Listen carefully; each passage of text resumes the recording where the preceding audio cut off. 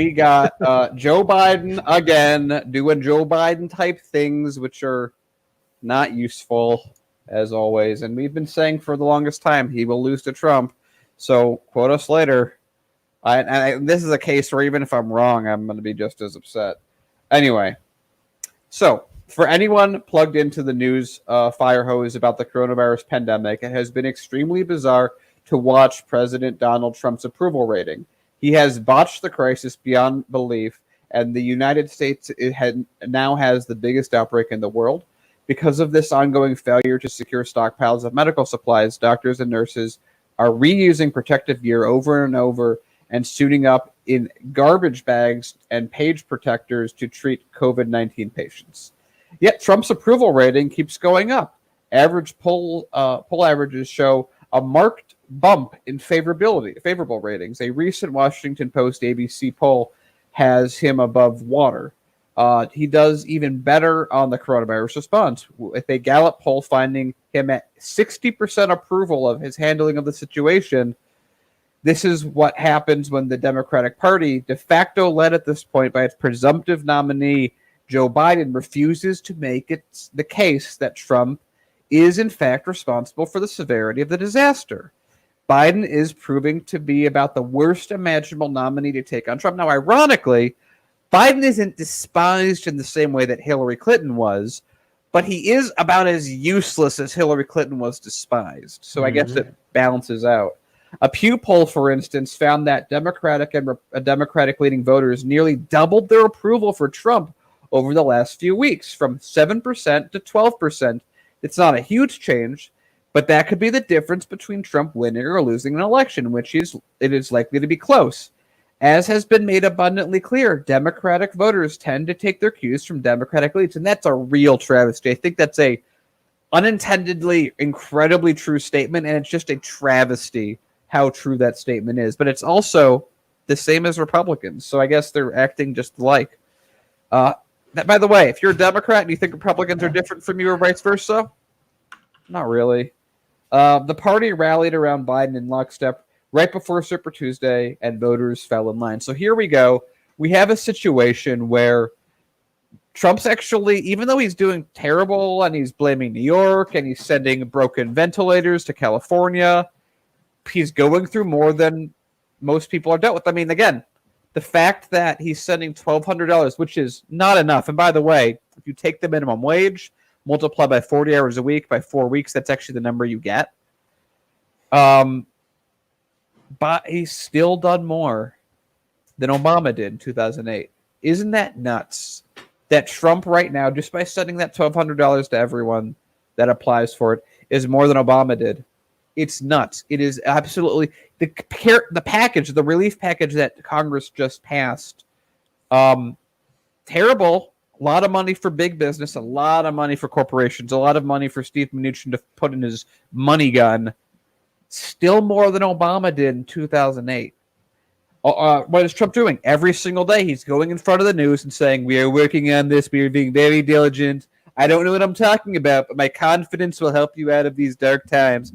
And what happens? Democrats go with it even there. This is the problem, especially with Joe Biden. Hillary Clinton actually might do better in this situation, because even though she was hated, she would have spoken up. She would have been like, I have a plan, even though it wouldn't have worked. It would have been just the same exact giveaways that we expected. But Biden's literally abandoned everyone. Biden, that's the worst thing that you could do if you're going against Trump, is disappear to your house and not talk about things, then go on interviews on ABC every now and then and not talk about anything or not know how to answer a question. It almost seems like Biden's trying to get Trump reelected by how he's acting. Also, there's something else, too, that we have to take away, and that is during the height of this pandemic, especially after the March 17th primary, that was the last time Joe Biden spoke to the American people until recently. So almost a whole week, whereas Bernie Sanders and Donald Trump were, respectively holding their own press events and rallies via online or in front of regular traditional media, and they were successful at it. Joe Biden was nowhere to be seen, especially in the early days. And look, it's going to keep on getting worse. But every time Joe Biden is now holding a press event or doing one of his town halls, he's failing. He's stuttering. He's not having a single thought. He is clearly has some cognitive issues, and he's a guy that's out of there at this point. It's crazy because you know that there's one person assigned to him that's like the make sure he doesn't touch people on camera person. Yeah. And the thing is too, Joe Biden, when asked to step up or even acknowledge Medicare for all, he again fumbles with that question. But as a typical neoliberal, as a typical corporate Democrat, he's never going to acknowledge Medicare for all or a UBI or canceling student debt. Joe Biden is a guy that's running on, the old school mentality of being a Democrat and having everyone remember the Obama years. But how's that going to help people when right now there's a real risk of a lot of Americans being out in the streets and starving, a lack of jobs, a lack of opportunities? If Joe Biden's just saying things will go back to normal like the Obama years, well, good luck. That's not going to solve the issue at hand. And there was actually someone who was that called out to me. I forget, it was either on a live chat a few days ago or in a comment. And they're like, I think it was actually on Facebook, because I always get the weirdest people on Facebook. And the guy was like, how dare you say Biden didn't do anything? He's not a senator. He's not a congressperson. He is not the president. Why do you expect him to do anything? It's not his duty or job. He's the nominee. It's his job. Presumptive nominee. Front runner, presumptive. Yeah. All right, let's Yeah, I guess he's not presumptive at this point. I mean, he doesn't necessarily have the votes, but I mean, front runner. He's who people are pointing to as like the guy who's going to lead the party now, and mathematically, that is starting to look more possible that that's probably the case. But I mean, looking forward than that, it ends up becoming lesser evilism argument and voter shaming, like we've already talked about in this show again. And the timing of this crisis is odd and puts a wrench in everything. And I don't think anyone's in a position to know how this all shakes out, what this all looks like a year from now. You know what? When people are wearing, I think it's okay to say we don't know, because I don't know. I don't know this. I don't know. So much uncertainty. Yeah, when people are wearing garbage bags as protective equipment, and we're the number one country in the world, and these are the two people that we're looking at who will eventually run our country again for 4 years.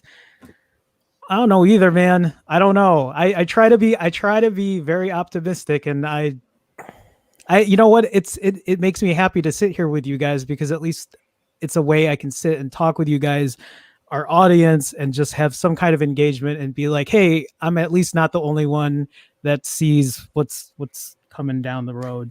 Yeah, So- it's literally because people treat politics like sports in modern America because they watch so much TV and that they treat it like sports. And it's the same argument as going, I like this football team, I like this football team, and I'm looking at like, why are we giving these billionaire teams free stadiums? Yeah. Mm-hmm. And they don't deserve it. They don't deserve our vote. At this point, when is the last time this political establishment worked for the American people? When was the last time Democrats and Republicans and the various presidential administrations, when have they actually represented the American people? When was the last time? The only people right now they are bailing out are their number one constituents, and that's the top 1%. Big banks, major corporations, Wall Street executives. They're looking out for them. They're not looking out for us. And Jerome, to your point, man, hey, it's okay to feel the way you're feeling, because you know what? In 2016, I felt the same way too. And that's why I'm so glad I found like my friends like Daniel and Paul and you guys here, and people like Jimmy Dore, who was basically saying, hey, look, it's okay to feel this way because the system is corrupt. It's one big club. And guess what? You're not part of it. And if you think that somebody like Joe Biden is going to fix everything, so I'm sorry, you're horribly, horribly mistaken.